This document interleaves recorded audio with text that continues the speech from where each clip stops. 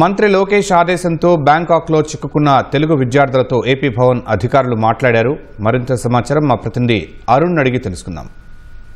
అరుణ్, బ్యాంకాక్లో చిక్కుకున్న విద్యార్థులను స్వదేశానికి తీసుకువచ్చేందుకు ఏపీ భవన్ అధికారులు ఎలాంటి చర్యలు తీసుకుంటున్నారు? థాయిలాండ్ లో చిక్కుకున్నటువంటి 5 తెలుగు విద్యార్థులను సురక్షితంగా దేశానికి తరలించేందుకు అవసరమైనటువంటి ఏర్పాట్లను ఏపీ భవన్ అధికారులు ముమ్మరం చేశారు. ఇంట్లో ప్రధానంగా మంత్రి లోకేష్ కు బాధపడుతున్నటువంటి విద్యార్థులకు సంబంధించిన కుటుంబ సభ్యులు తెలియజేసినటువంటి మీదట వారిని తరలించేందుకు అన్ని రకాల సాయం చేస్తామని చెప్పి లోకేష్ హామీ ఇచ్చారు.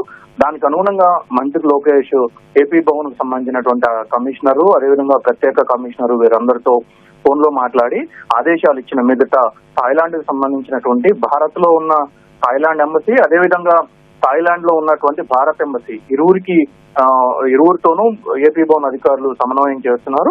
5 విద్యార్థులు ఎక్కడ ఉన్నారు, వారి పరిస్థితి ఏంటి, అదేవిధంగా ట్రక్ ఎంబసీ వద్ద ఉన్నటువంటి ఒక ఇమిగ్రేషన్ కేంద్రం వద్ద వారు చిక్కుబడిపోయినటువంటి విషయాన్ని, వారు ఉంటున్నటువంటి ప్రదేశంలో వారి దగ్గర డబ్బులు లేకపోవడంతో పడుతున్నటువంటి ఇబ్బందులు, అదే సందర్భంలో వారికి ఉద్యోగం ఎరచూపి తీసుకొచ్చి వారిని మోసం చేయడంతో పాటుగా అనేక మోసాలు చేపిస్తున్నటువంటి పరిస్థితులు, వీటన్నిటిని వివరిస్తూ ఏపీ భవన్ అధికారులు ఇక్కడ ఢిల్లీలో ఉన్నటువంటి థాయ్ ఎంబసీకి, అదేవిధంగా థాయిలాండ్ లో ఉన్నటువంటి భారత్ ఎంబసీకి సమాచారం పంపించారు. ఆ మేరకు విద్యార్థులకు సంబంధించినటువంటి సమాచారం పంపించడంతో ప్రస్తుతం విద్యార్థుల దగ్గర ఎలాంటి ఆధారాలు సంబంధించినటువంటి పత్రాలు లేకపోవడంతో అందుకు సంబంధించినటువంటి పత్రాలన్నింటినీ కూడా ఏపీ ప్రభుత్వం ఏర్పాటు చేస్తుందన్న విషయాన్ని కూడా ఏపీ భవన్ అధికారులు థాయిలాండ్ లో ఉన్నటువంటి భారత ఎంబసీకి సమాచారం పంపించడం జరిగింది.